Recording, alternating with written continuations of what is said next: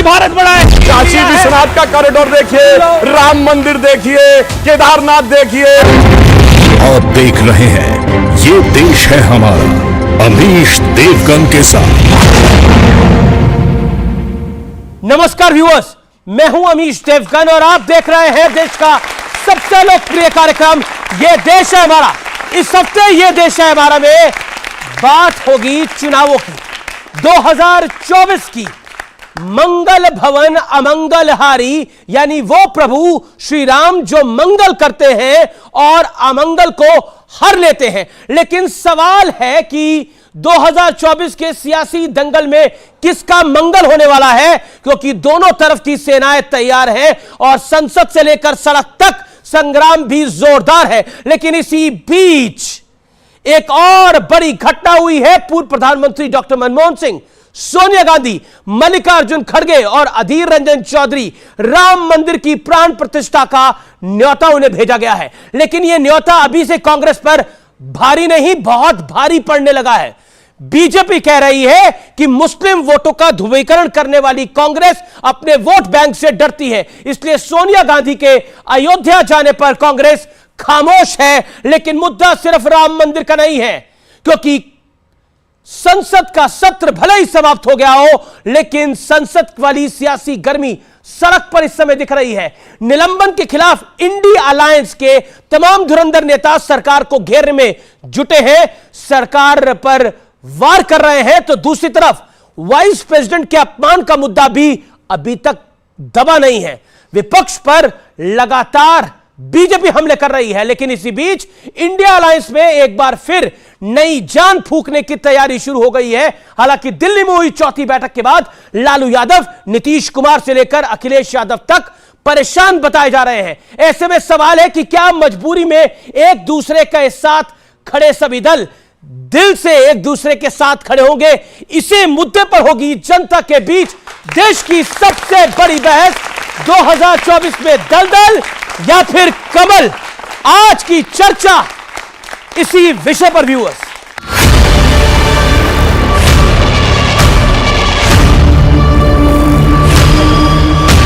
To leave the house immediately.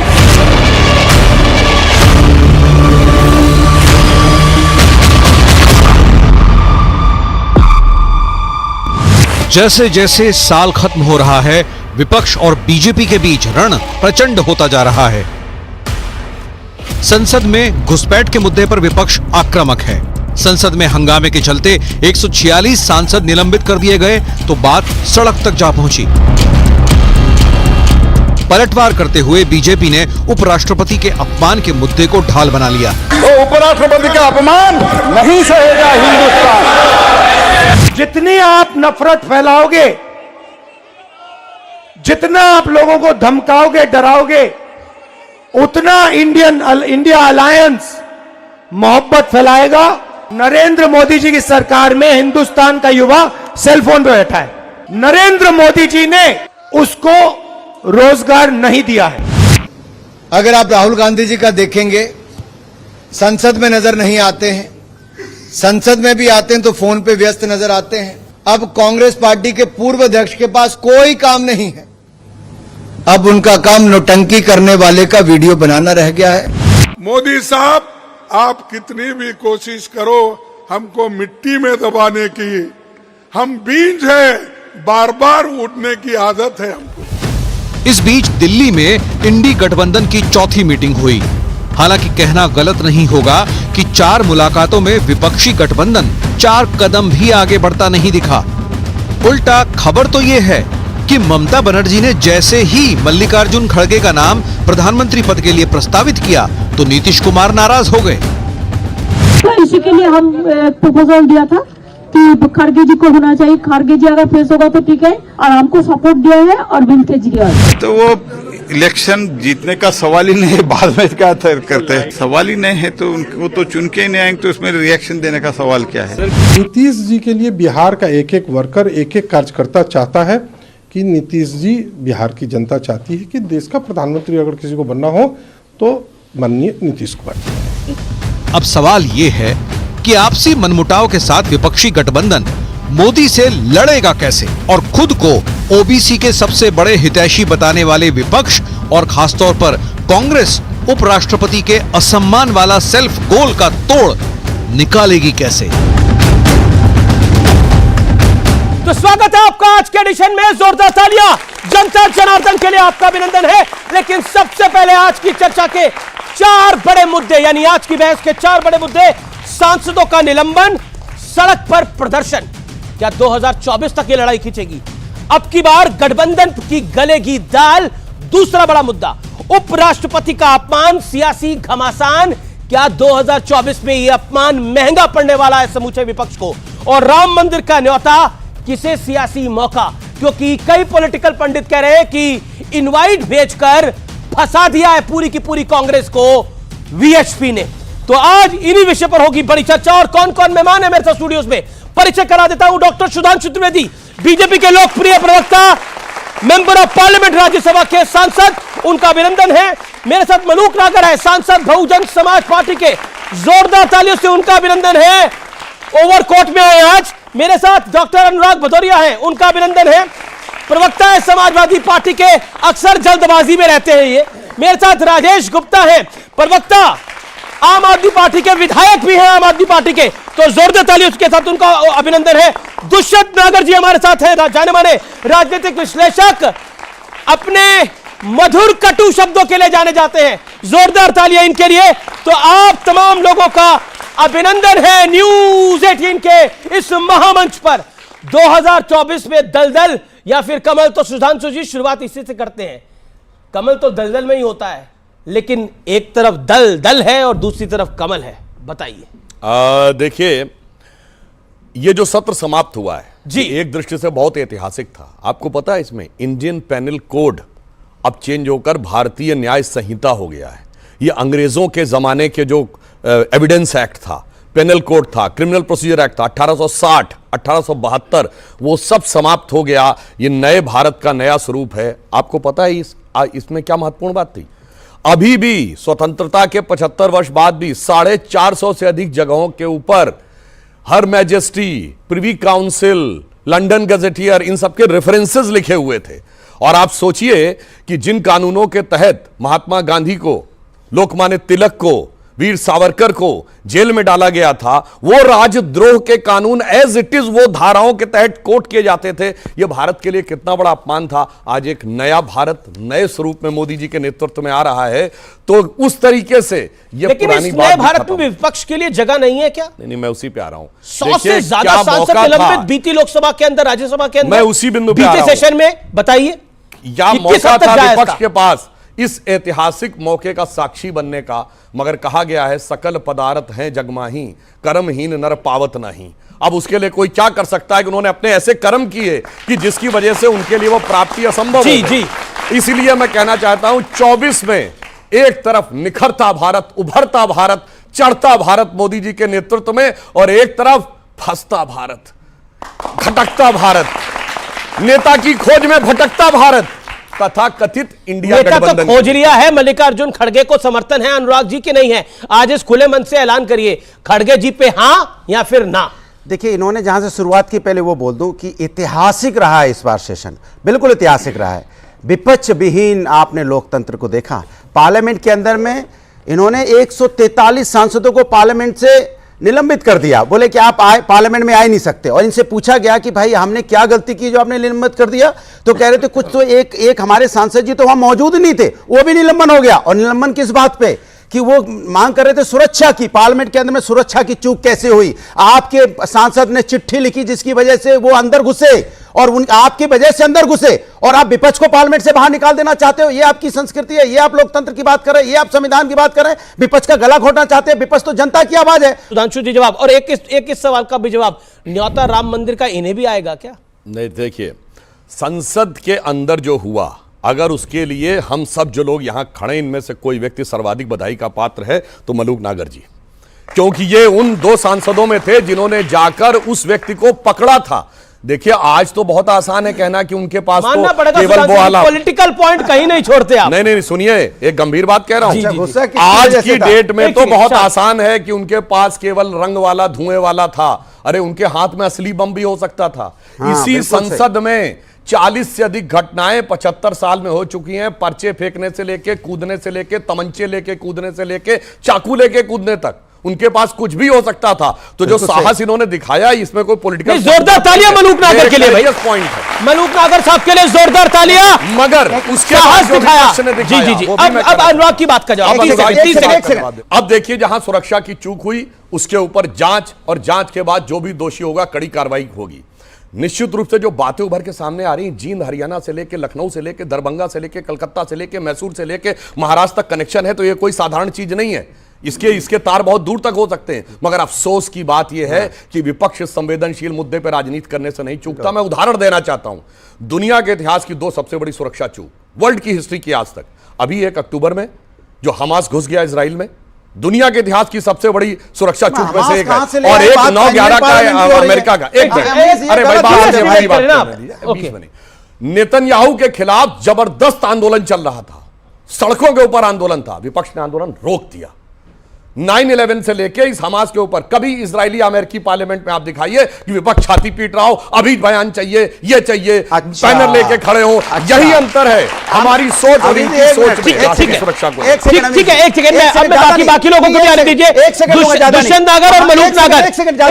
कमाल की बात है, सुरक्षा की चूक हमारे संसद में हुई, हमारे देश में हुई। एग्जाम्पल दे लेंगे अमेरिका का। जब हम महंगाई की बात करेंगे तो कहेंगे अमेरिका में महंगाई क्यों नहीं है, यहां महंगाई क्यों नहीं। कमाल की बात करते हो, हमारे हिंदुस्तान की बात को कंपेयर अमेरिका से करोगे, चाइना से करोगे, पाकिस्तान से करोगे, लेकिन हिंदुस्तान की बात नहीं करोगे। ये समस्या है। अनुराग जी शांत होके एक बात बताइए, आप कहते हैं लोकतंत्र नहीं है, यही बोला गया ना, लोकतंत्र नहीं है। और अक्सर इसका नगाड़ा ढोल सब पीटा जाता है कि लोकतंत्र समाप्त हो गया है। अब आप वाइस प्रेसिडेंट की मिमिक्री कर रहे हैं और उसका वीडियो बना रहे हैं, वो भी संसद के परिसर में। इससे बड़ा लोकतंत्र और क्या चाहिए सर? और क्या करेंगे लोकतंत्र के अंदर? कोई तो सीमा रखेगा विपक्ष। विपक्ष सारी सीमाएं लांघ चुका है मोदी के विरोध में। वही देश के उपराष्ट्रपति जी कहते हैं मैं जाट समाज से आता हूं, मैं किसान का बेटा हूं। आप बताइए, जो महिलाएं जो नहीं जो बेटियां बैठी थी वो किस समाज की थी?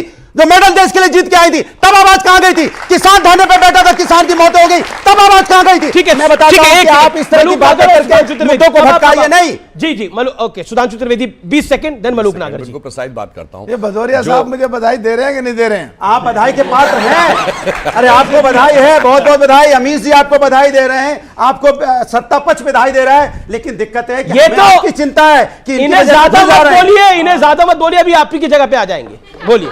देखिए, जी, ये संसद के अंदर की बात कर रहे हैं। ये तो वो सरकार है जिसके दौर में जानते क्या हुआ था? उत्तर प्रदेश विधानसभा में खून खच्चर हो गया था।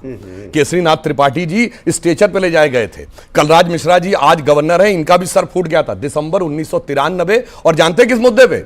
इनके वो स्पीकर थे, उन्होंने विश्वास मत ध्वनिमत से पारित कर दिया, जबकि विश्वास मत कभी भी बगैर मत विभाजन के पारित नहीं हो सकता। सरकार का विश्वास मत ध्वनिमत पे हुआ, विपक्ष ने अपोज किया तो मार पिटाई हुई। दूसरी बार 22 अक्टूबर 1997 लोगों को चोटें पड़ी थी, मायावती जी के ऊपर भी हुआ था। ये तो अपने जमाने में वो कर चुके हैं। अब मैं बताता हूं जाट समाज के ऊपर। देखिए, मैं बिल्कुल मानता हूं कि जो लड़कियां बैठी थी वो देश के लिए उन्होंने शानदार काम किया है, पर मैं ये भी कहना चाहता हूं, अगर आप समाज के स्वाभिमान की बात करते हैं तो जाट समाज में तो एक से एक पहलवान हुए हैं, एक से एक खिलाड़ी हुए हैं। अरे आज से थोड़ी हुआ है। हाँ। अरे बताइए, मोहम्मद गोरी को भी खोखरों ने मारा था। हाँ, तो अगर आप देखिए, हुणों को भी जाटों ने हराया था, तो ये कोई बहुत बड़ी बात नहीं थी। मगर जाट समाज से पहली बार उपराष्ट्रपति हुआ देश के सर्वोच्च संवैधानिक संस्थान में। दूसरी बात और उसका मजाक उड़ाया गया। हमने जाट जनगणना मजाक नहीं उड़ाया। अमित जी, जाट जनगणना की बात बोलो तो कहेंगे जाति जनगणना नहीं कराएंगे, लेकिन जात के नाम पर वोट मांगना होता है तो तैयार हो जाता है। आप जातिगत जनगणना के पक्ष में हैं, मलूक नागर। अगर विपक्ष जातिगत जनगणना के पक्ष में है तो वो उनको राइट देता है कि वो उपराष्ट्रपति का मजाक उड़ाएं, उनकी मिमिक्री करें और फिर बोले यूट्यूब में भी तो ये होता है, टीवी में भी तो ये होता है, किसी कॉमेडी शो में भी तो ये होता है, मिमिक्री होती है। तो भारत की संसद में भी ये कॉमेडी शो चल रहा है जिसकी रिकॉर्डिंग राहुल गांधी कर रहे थे। अमीश जी 17वीं लोकसभा का सबसे ज्यादा इशू रेज करने वाला एमपी आपके बीच में है, रैंकिंग 1। तो टाइम देना प्लीज जी। देखिए, पूरी बात को इस तरह ले सकते हैं, जब वो अंदर घुसे और भागे जिधर माननीय प्रधानमंत्री, माननीय गृह मंत्री और माननीय स्पीकर बैठते हैं, तो उस समय ये लगा कि हम बहुत नजदीक है, जो एमपी बाहर भाग रहे हैं ये पीछे से उन्हें ठोकेंगे, हम भी भागेंगे तो हमें भी ठोकेंगे। तो डर था, और उस डर की वजह से ये कि इन्हें वेपन ना निकालने दें, पकड़ें। तो जैसे ही नजदीक गए, जूता निकाला तो एक बार को डर कम हुआ कि इन पे वेपन नहीं है, जूता फेंकेगा। तो जैसे ही जूते में से उसने खोला सो कॉल्ड कलर बॉम्ब या गैस बॉम्ब, और उसमें जो गैस निकली है, बिल्कुल मौत एकदम सामने दिखी। लगा अंधे होने वाले हैं, लगा फेफड़े बंद हो जाएंगे, और लगा फेफड़े बंद हो जाएंगे और आज घर मिलेंगे नहीं मिलेंगे, मरने से पहले इन्हें मार लें। फिर खुल के बहुत खुल के नील पड़े हाथ में, खूब ठुकाई करे। एक बात। दूसरा, आपने और बेनीवाल जी ने इस इशू को लेके अगर संसद में अंदर टकराव था, तो सोच की बात यह है, हम लॉ मेकर हैं, कानून बनाने वाले हैं, हमारे लिए भी गाइडलाइंस हैं, उनका अगर वायलेशन करेंगे और जो चीजें तय नहीं हैं उनको करेंगे, उस गंभीर मुद्दे पे अगर आके सस्पेंशन होता है और उस सस्पेंशन में अब बाहर आके संसद के गेट पे बैठ करके जो मिमिक्री करेंगे, तो मेरे हिसाब से ये ठीक नहीं है देश के लिए, या देश की सभी जातियों के लिए, पिछड़ों के लिए, जाट समाज के लिए, या उनके साथ जो गुजर और सब जातियां आती है, किसी के लिए भी। अभी बात आती है, लेकिन क्या ये विपक्ष को भारी पड़ेगा ये जो हुआ करा है? सब कह रहा हूं मैं। अब इसी चीज को लेकर के अगर आज सड़क संसद पे घूम रहे हैं, तो मैं ये कहना चाह रहा हूं, 2001 में यही सरकार थी एनडीए की, हमला हुआ तो जो हाई पावर कमेटी बनी थी उसकी जो रिपोर्ट थी वो कंप्लायंस हुई कि नहीं हुई, दोनों एनडीए की भी यूपीए की भी दोनों रही है। तो बजाय उसमें उसकी रेस्पॉन्सिबिलिटी फिक्स हो, 2024 का चुनाव दिख रहा सबको, आरोप प्रत्यारोप जस्टिफाई करने पर लगे हैं। मेरे साथी को कहना चाह रहा हूं जी, मेरे साथी को कहना चाह रहा हूं, भदौरिया साहब को जी, अरे देश में भाजपा और कांग्रेस के बाद सबसे बड़ी पार्टी जिसे इतनी वोट मिली, और फिर 13.5% हमारे हैं। पहला देश बदल चुका है, नया परिवेश है, नए बच्चे हैं, नई सोच है, नई आजादी है, नया समाचार है, सोशल मीडिया है। बगैर मतलब के विरोध करोगे तो लोग बर्दाश्त नहीं करेंगे। सही बात को सपोर्ट करो, गलत बात को सपोर्ट, सही बात, गलत बात का विरोध करो। बिल्कुल सही बात है। और संसद में सपोर्ट कर रहे हैं, और संसद में बिल्कुल सही। और संसद में जहां सीटें, संसद में जहां सीटें, इनके रोजगार की बात है, ये संसद में जाने की तैयारी कर रहे हैं। जहां सीटें, अखिलेश जी इनको भेजें। सुधांशु जी, जहां संसद में सीटें खाली पड़ी रहती हैं और अम्मा टकरते हैं, जूझते हैं, भिड़ते हैं, लड़ते हैं जी, तुम सांसद बनाए हो सड़क पे प्रदर्शन बनने के लिए, दम है पर राहुल गांधी जी कह रहे हैं कि ये लड़के जो थे वो बेरोजगार थे। सब देखिए, अगर मान लो आज ये खबर चल रही है और उसे जस्टिफाई कर रहे हो, चाहे वो सो कॉल्ड कोई भी लीडर हो, कोई भी रिपोर्टर हो, राहुल गांधी है, कोई राहुल गांधी हो या कोई भी लीडर हो या कोई भी रिपोर्टर देवगन साहब हो, अगर इसको जस्टिफाई करते हैं तो ये बिल्कुल गलत बात है। विदेश में बैठी ताकतें जो देश को तोड़ना चाहती हैं, विदेश में बैठे आतंकवादी जो देश को कमजोर करना चाहते हैं, विदेश में बैठे लोग जो देश की तरक्की से खुश नहीं है, जो देश की तरक्की से खुश नहीं है, बस खत्म कर रहा हूं, तरक्की से खुश नहीं है, उनको हिम्मत बढ़ती है कि इस देश की संसद में भी घुसा जा सकता, इसलिए किसी भी कीमत पर जस्टिफाई नहीं करा जा सकती है। ठीक है। राजेश गुप्ता जी का मैं रुख करता हूं, आम आदमी पार्टी के विधायक हैं। गुप्ता जी, आपके पास मैं आता हूं। बीजेपी के साथ आपका विरोध है, कांग्रेस के साथ भी आपकी लड़ाई थी, लेकिन अब आप निकट आ गए हैं कांग्रेस के, एक अलायंस करना चाहते हैं कांग्रेस के साथ। अब आपको कांग्रेस भ्रष्टाचारी भी नहीं दिखती, अब आपको शरद पवार भी भ्रष्टाचारी नहीं दिखते, जिनके लिए अरविंद जी अक्सर कहा करते थे, आपकी पार्टी अक्सर कहा करती थी।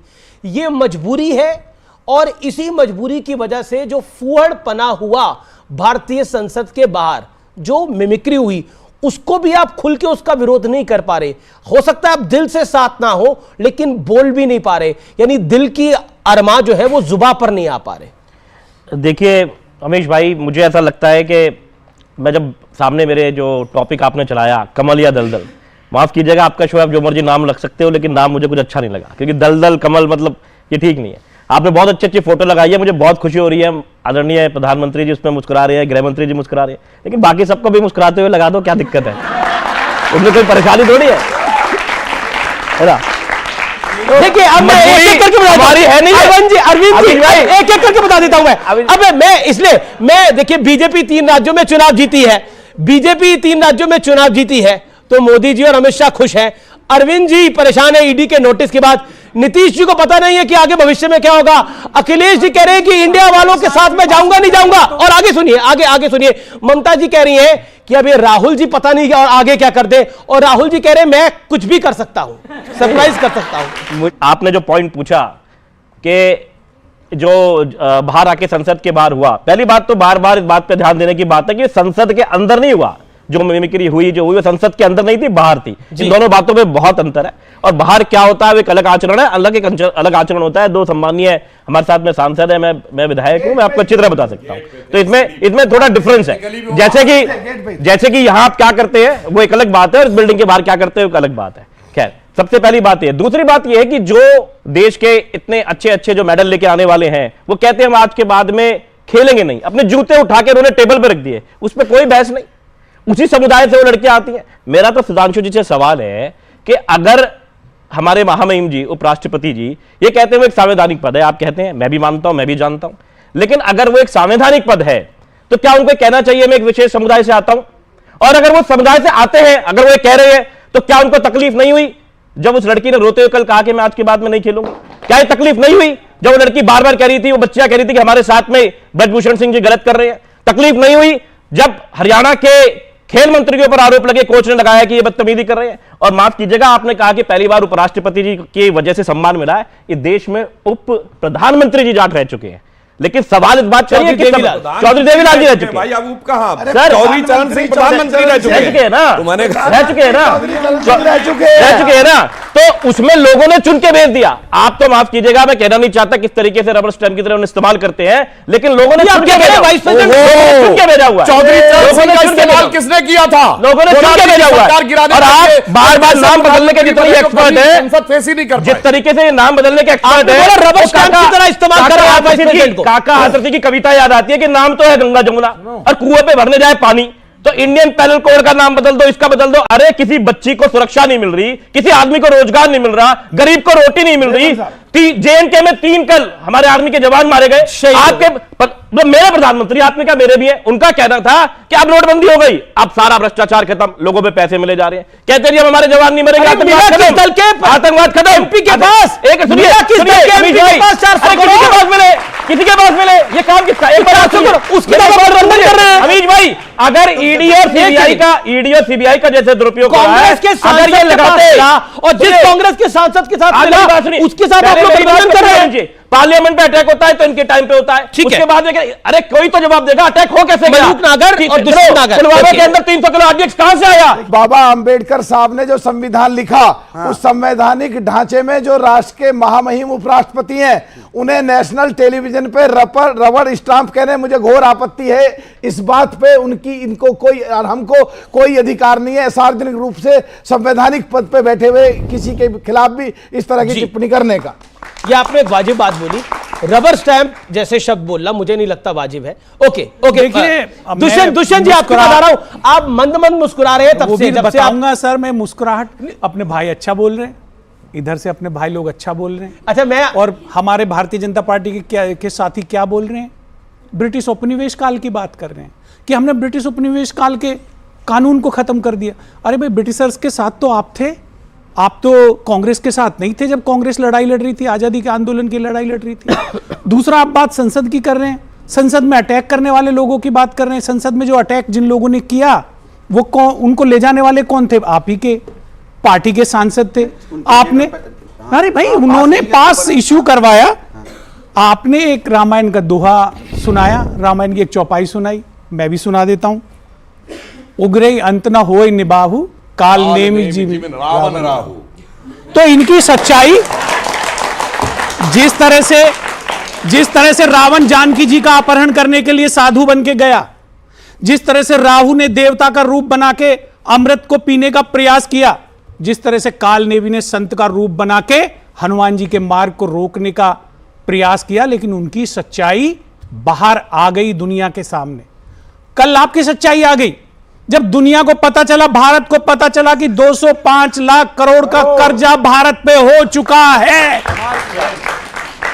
अच्छा भारत की एक चला जाऊं मैं चल देता हूं मैं तुरंत चल देता हूं अगर आप मुझे रोकेंगे मैं चला जाऊं मैं रोक रही एक नहीं मैंने आधा घंटा सुना है 55 लाख था अब 2 लाख 5 सोचो 205 लाख 205 लाख करोड़ कमाल किया 205 लाख करोड़ उनको बोलने दीजिए नहीं नहीं भी बोलने दीजिए भाई 205 लाख करोड़ समाजवादी पार्टी है मैं अपना टाइम देता हूं 205 लाख करोड़ कर्जा देश पे हो गया ये इनकी मेहरबानी है सरकार की मेहरबानी है जब सरकार में आए थे तो 55 लाख करोड़ था आपने कितना बढ़ गया आपके दलदल लिखने से आपके दलदल लिखने से दलदल नहीं हो जाएगा ये समावेशी गठबंधन है इसका नाम इंडिया अलायंस है ये जो युवा आपके पीछे बैठा हुआ है ये उसकी आशा और उम्मीदों पे खरा उतरेगा इंडिया सरकार इस बार इंडिया सरकार अच्छा ठीक है एक सेकंड जो अच्छा ये बताइए आपने बोला उन्होंने बोला इस बार इंडिया सरकार अब बताइए ये जो इंडिया की सरकार आएगी उसमें इसी तरह की मिमिक्री होगी इसी तरह की वीडियोग्राफी होगी राहुल जी जो इस तरह की वीडियोग्राफी कर रहे थे करी मिमिक्री प्रधानमंत्री जी के मैं प्रधानमंत्री का आदर करता हूं लेकिन मेरे पास वीडियो है उनके मिमिक्री क्या प्रधानमंत्री ने कब करी मिमिक्री पार्लियामेंट में करी है किसकी करी फिर चल जाएगा किसकी करी अरे मैं है दिखा दूंगा नहीं आप जिस बात की बात कर रहे हैं वो तो लेकिन उन्होंने मिमिक्री करी आप डिबेट की स्तर को इतने नीचे मत ले जाइए मैं लेके गया हूं 140 करोड़ का देश है मैं लेके गया हूं हमारे साथी भारत के कल्याण बनर्जी वहां मिमिक्री कर रहे थे राहुल गांधी वीडियो बना रहे हैं वहां पर संख्या कितनी है समाजवादी पार्टी के एक नेता कह रहे हैं अमेरिका में भी ऐसा होता है तो अमेरिका से लड़ो चुनाव भाई देखिए हमारी जनरेशन से लेके ये जो जनरेशन बैठी है देखिए सबको किसी का भी मजाक उड़ाने का अधिकार है संविधान देता है आप प्रधानमंत्री का मंत्री का सांसद का विधायक का मगर सबने स्कूल में पढ़ा होगा राष्ट्रपति उपराष्ट्रपति का मजाक नहीं उड़ाया जाता है अगर आपको याद हो हमारे जमाने में तो सिर्फ कार्टून ही निकलता था तो साफ साफ बताया जाता था कि कार्टून नहीं बनाया जा सकता प्रेसिडेंट और वाइस प्रेसिडेंट का इसलिए जब ये तुलना की बात करते हैं तो सोच समझ के तुलना की बात करें दूसरा पॉइंट तीसरा भी जवाब दूंगा इन्होंने कहा उबरे अंत न हो निबाहु काल नेमि जिम रावण राहु इसका मतलब जानते क्या था जब हनुमान जी पर्वत लेके जा रहे थे तो काल नेमि राम का राक्षस झूठा राम भक्त बन के खड़ा हो गया था कि तुम नीचे उतर आओ मगर हनुमान जी को पता था कि सच्चा राम भक्त कौन है और झूठा राम भक्त कौन है कौन कह रहा है बिल्कुल सही पता है कौन कह रहा है राम दिए बिना मोहि कहां विश्राम वो हमने करके दिखाया और जो लोग ऐसे नाटक करके जाते थे वो बेचारे ऊपर गए वो ऊपर के ऊपर नहीं पाए अब दूसरी बात इजराइल हो रही है अब मैं बताना चाहता हूं सुनिए आजकल इन्होंने कहा इजराइल से हमारी तुलना बिल्कुल सही बात है मेरा दिल भी कचोटता था छोटा सा देश और उसके ऊपर कोई आक्रमण करने की हिम्मत नहीं करता था घुस घुस के मारता था हमारी स्थिति है कि दुनिया में मोहल्ले की लड़ाई से लेके और दुनिया की लड़ाई तक क्या होता हमेशा छोटा और कमजोर कहता है कि बड़ा और ताकतवर हमें सता रहा है यहां वो हमारा पड़ोस का मुल्क छोटा और कमजोर था वो हमें सताता था हम सिर्फ चिल्लाते थे जाके कि हमें सता रहा है जब से हमारी सरकार आई है तो हमने करके दिखाया शुरू किया है अब सुनिए गलत बोल रहे हैं युवा को बताना चाहता हूं इन बच्चों को पता होना चाहिए कांग्रेस पार्टी की ही सरकार थी जब पाकिस्तान के 2 टुकड़े कर दिए थे और अमेरिका जैसी विश्व की महान शक्तियां पाकिस्तान के पक्ष में खड़ी थी ये ऐसी बात करते हैं कांग्रेस की सरकार थी मान करते हुआ था देश को नीचा दिखाने का काम करते हैं एक सेकंड 20 सेकंड अपनी बात बिल्कुल शांति से सुनिए दुनिया की एक सबसे बड़ी महाशक्ति सोवियत यूनियन हमारे पीछे खड़ी थी 16 बार वीटो किया था और क्यों किया था मैं युवा लोगों से कहता हूं पढ़ो जाके यूरी ब्रैडमनेव जो केजीबी का जासूस था भारत में पत्रकार बन के रहता था उसके मेमोयर्स पढ़ो मित्रों किस जारकाइब केजीबी ने पार्ट 2 पढ़ो समझ में आ जाएगा कि असली खेल कौन खेल रहा था ये तो मोरे थे आप बता दो अन्यथा क्या कारण था कि 93,000 प्रिजनर वार के बाद तो बता दो ना खैर अब तो आज भाई साहब आप तोड़ दीजिए अरे भाई अब तोड़ दीजिए अरे भाई सुनिए तो क्या बात कर रहे हो डॉलर के आपने तोड़ा आपने रिटर्न पे आप कह रहे हैं कि अब तोड़ दीजिए पाकिस्तान को तोड़ा है जी जी ये सुनिए आपने वो वीडियो देखा है जो पाकिस्तान का सांसद पाकिस्तान के नेशनल असेंबली में बोल रहा था वहां के विदेश मंत्री को कोट करते हुए कि शाह महमूद कुरैशी साहब बैठे थे आर्मी चीफ आए और आर्मी चीफ के पांव कांप रहे थे उन्होंने कहा कि खुदा का वास्ता है अभिनंदन को वापस कर दो वरना शाम तक इंडिया अटैक कर देगा ये तो 1971 में भी नहीं हुआ कि पाकिस्तान के आर्मी चीफ के पांव कांपे हो और हमारे साथ कोई नहीं खड़ा हुआ था जनाब आपके साथ तो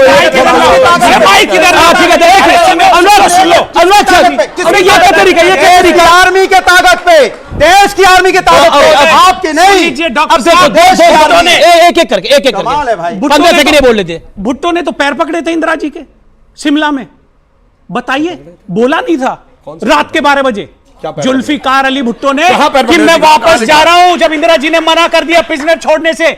आप क्या बात कर रहे हैं? आप यही दिखाना चाहते हैं कि जब से 2014 से भारतीय जनता पार्टी की सरकार बनी है तब से ही भारतीय सेना का तेज बढ़ा है, जब से ही भारत बढ़ा है। 26/11 का हमला हुआ, उसके बाद हमारी फौज एक्शन लेने को तैयार थी, मगर इनकी सरकार ने इसलिए कार्रवाई नहीं की पाकिस्तान पे, क्योंकि उन्हें लगा कि बीजेपी को उससे फायदा ना हो जाए। और ये बात बराक ओबामा ने अपनी किताब प्रॉमिस लैंड में 2010 में मनमोहन सिंह के बाद के आधार पर लिखी। और इनके जमाने में आपके बीच में नहीं बोले, आपके बीच में नहीं बोले, चिल्लाइए नहीं अपने बेटन पे। एक आपके बीच में और इनके जमाने में किसी के बीच में नहीं बोले। हमारी फौज जीत के आती थी, ये टेबल पे हार जाते थे। अरे छीन छीन देश का गुलाब ले गया, ताशकंद में वतन का लाल सो गया, और ये सुलह की शक्ल को संवारते रहे, जीतने के बाद बाजी हारते रहे। ओके, एक सेकेंड, अब क्योंकि बात हो रही है पाकिस्तान और भारत के रिश्तों की, आज इसका एक जिक्र तो बराक ओबामा की किताब ने करा, लेकिन कांग्रेस के खुद के मंत्री मनीष तिवारी ने कहा है कि कांग्रेस सरकार की सबसे बड़ी भूल क्या थी, जब 26/11 का हमला हुआ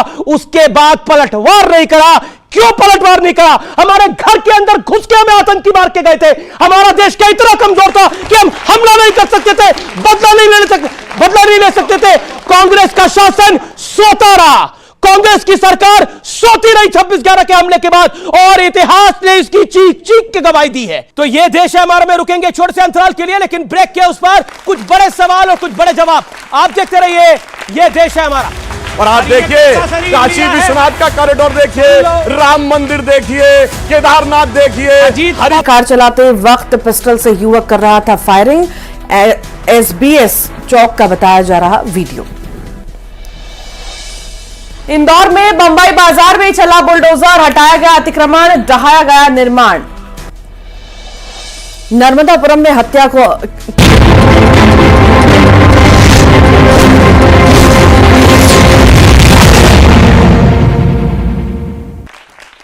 वेलकम बैक व्यूअर्स, आप देख रहे हैं वीकेंड का सबसे धुआंधार कार्यक्रम ये देश है हमारा, जनता जनार्दन के बीच से।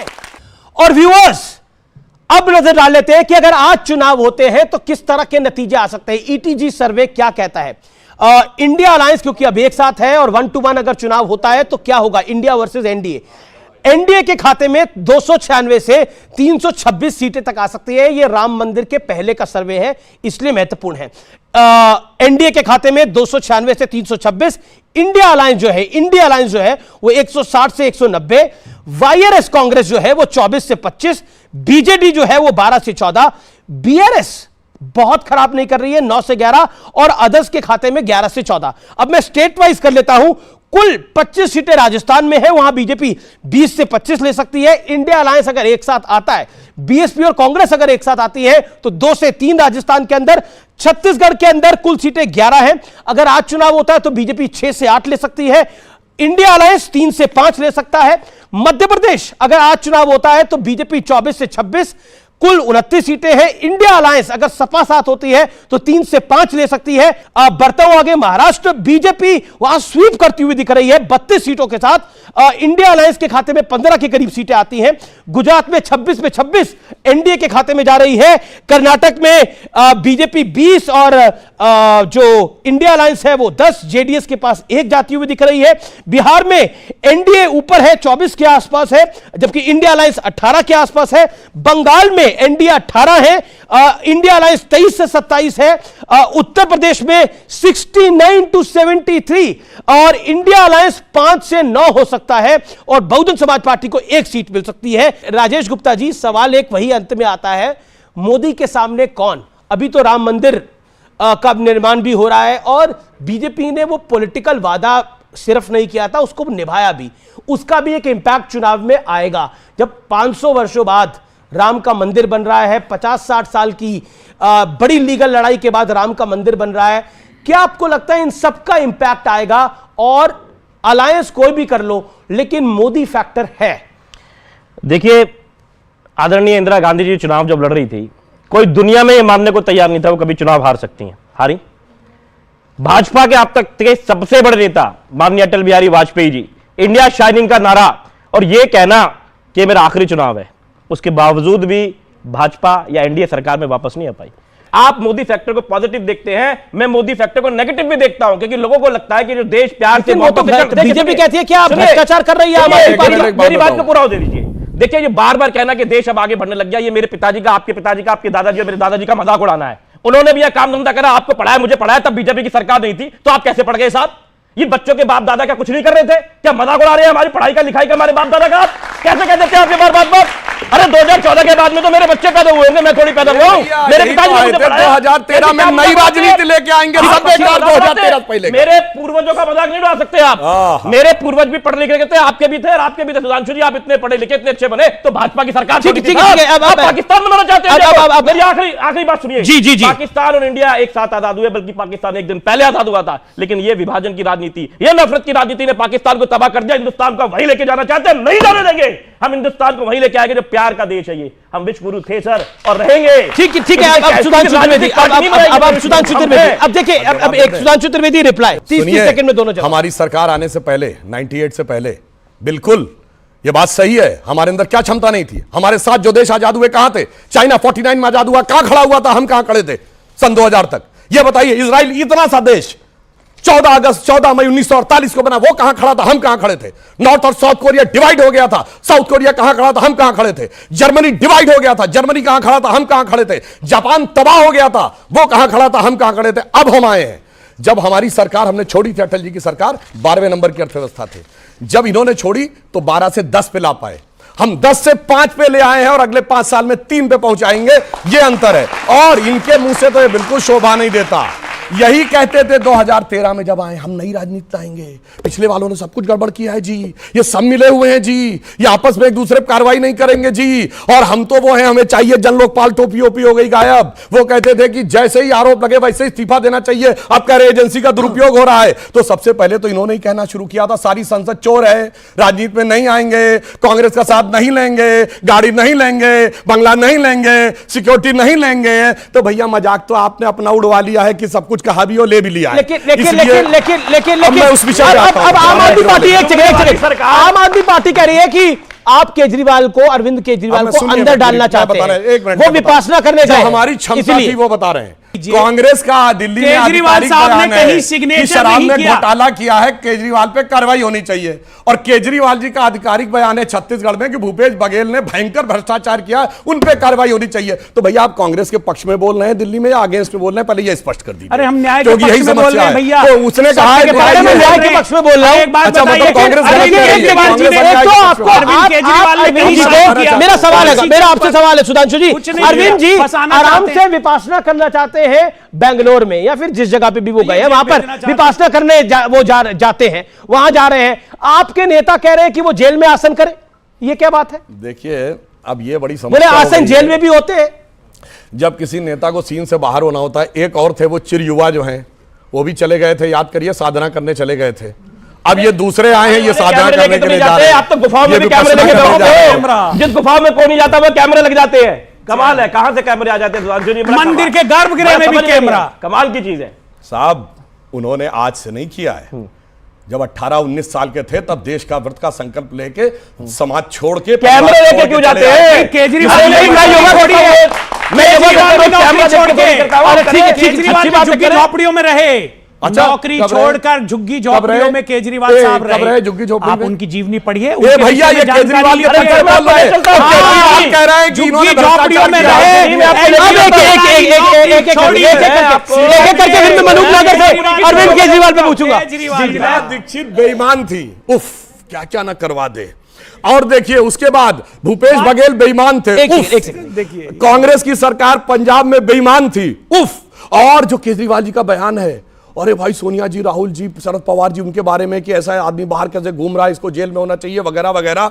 तो मतलब मुझे तो इनकी बात देखकर वो आ जाता है कि सुबह से शाम तक अपनी नजरों से उतर जाते हैं, इस कदर समझौतों पे जीते हैं कि जमीन ही मर जाते हैं। देखिए जी मेरा जवाब ये भाई, जब से देश आजाद हुआ है, सरकार जिसकी भी रही है, इस तरह की कार्रवाई होती रही है। मैं तो एक ही बात कहूंगा, जिसके खिलाफ कार्रवाई होती है, देश की कोई सी भी एजेंसी हो, जो कंसर्न और इफेक्टिव पार्टी होता है उसकी जिम्मेदारी बैठती है कि वो सबके सामने आकर अपने दस्तावेज पेश करे और अपने आप को सिद्ध करे कि वो निर्दोष है। इंडिया गठबंधन आपको कैसा दिख रहा है 2024 के लिए?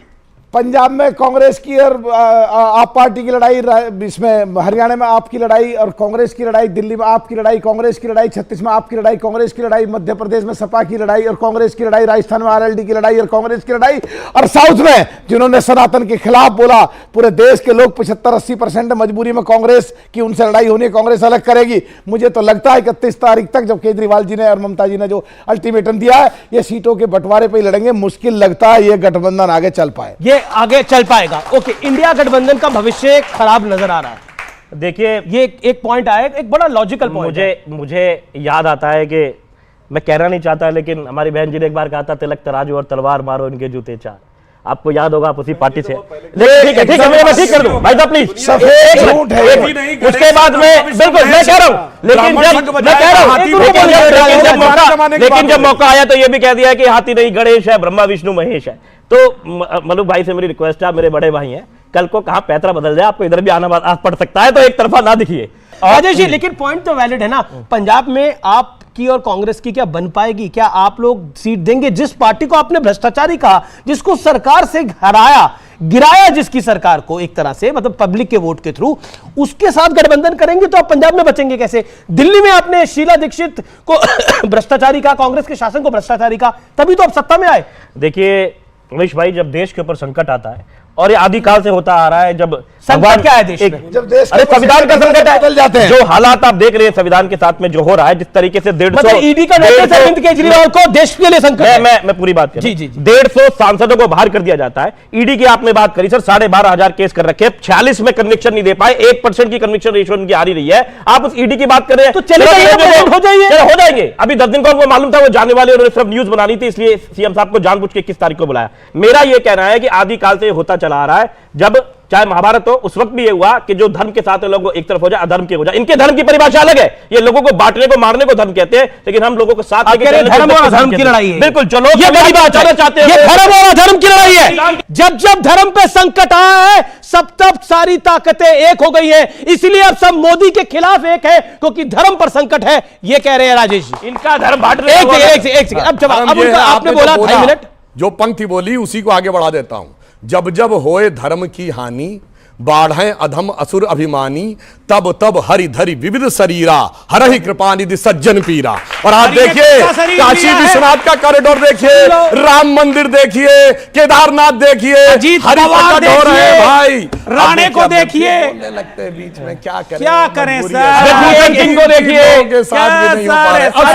पलटना किसे कहते हैं, ये कम से कम इनको बोलने से बदलना बचना चाहिए। ये तो सुप्रीम कोर्ट से सर्टिफाइड पलटू हैं।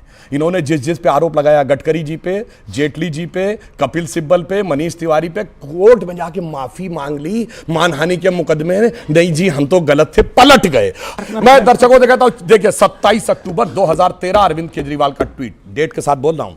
शीला दीक्षित जी के कमरे में मैंने सुना है बंगले में 15 एसी लगे हैं, मैंने सुना है बाथरूम में भी एसी लगे हैं। मेरा कलेजा कांप जाता है ये सोचकर कि दिल्ली की 40% जनता जब झुग्गी झोपड़ी में रहती है, तो कैसे कोई व्यक्ति ऐसे मकान में रह सकता है। अब 1-1 करोड़ के तो पर्दे लगे हैं, अब तो 15-15 लाख के टॉयलेट लगे हैं, 40-40 ये डेट के साथ बोला है, हवा में नहीं बोला है, कोट करके बोला। ठीक है, अब पब्लिक, अब देखिए बड़े सारे लोग सवाल पूछे जा रहे हैं। सवाल है, एक तरफ अमित शाह जी बिल प्रसारित करते हैं कि अब रेप पर सीधा फांसी दी जाएगी, और दूसरी तरफ साक्षी मलिक अपनी रेसलिंग के लिए वो मना कर देते हैं, वो त्याग लेने को तैयार है, क्योंकि WFI ने फिर से ब्रिजभूषण चरण सिंह को विजयी बनाया। ऐसा क्यों सर? ब्रिजभूषण सिंह विजय नहीं हुए, संजय सिंह विजय हुए। अब कल के सवाल में त्रुटि है, क्योंकि संजय सिंह विजय। जवाब दे रहा हूं, सुनिए, जवाब दे रहा हूं।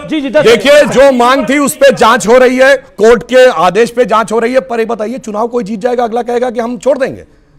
भाई चुनाव ही तो तय करता है ना कि कौन बनेगा। अब मेरे मन का चुनाव नहीं हुआ है, ये उन बच्चों को किसने भड़काया ये देखने की बात। ठीक है, अच्छा ठीक है, सवाल मैं आपको मैं ले रहा हूं, मैं पीछे भी लूंगा, आऊंगा। सर इंडिया लाइंस की बात हो रही है। आप कुछ दिन पहले हमारे पत्रकार बंधुओं से भिड़े, फिर उसके बाद प्रधानमंत्री को पनौती का, राजस्थान हार गए, मध्य प्रदेश हार गए, छत्तीसगढ़ हार गए। अब जो ये अब उपराष्ट्रपति का मजाक उड़ा रहे हो, तो क्या 24 हारने की तैयार में?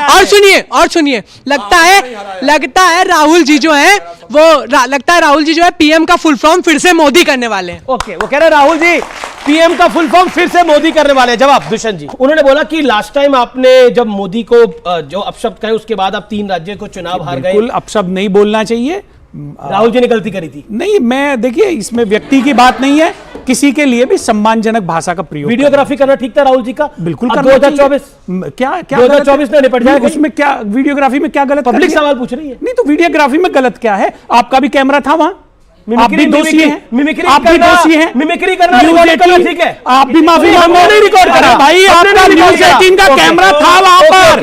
अमित भाई आपका भी कैमरा था। पप्पू कहना क्या ठीक है? किसी को ये कहना कितने करोड़ की विधवाएं खड़े होकर कहना ठीक है? पप्पू ये भाषा का क्यों इस्तेमाल किया जाता है?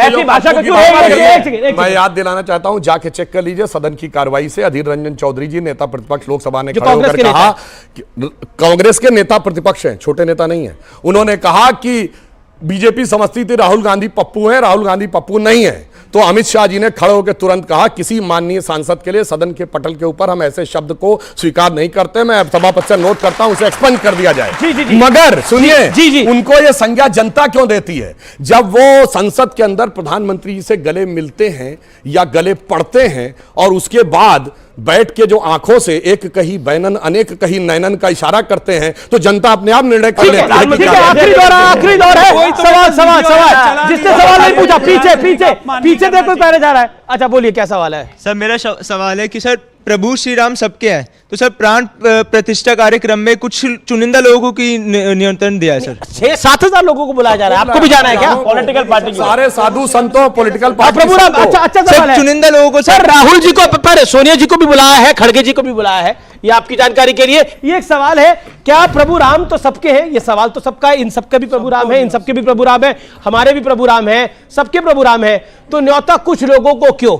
और ये सोनिया जी को न्योता देकर आप क्या साबित करना चाहते हैं? नहीं देखिए, हम तो ईमानदारी से हम ये साबित करना चाहते हैं कि भगवान राम के प्रतिष्ठित होने के बाद किसी के प्रति कोई बैर नहीं रहता। बैर न कर काहू संग कोई, राम प्रताप विषमता कोई। किसी से कोई बैर नहीं, कोई विषमता नहीं।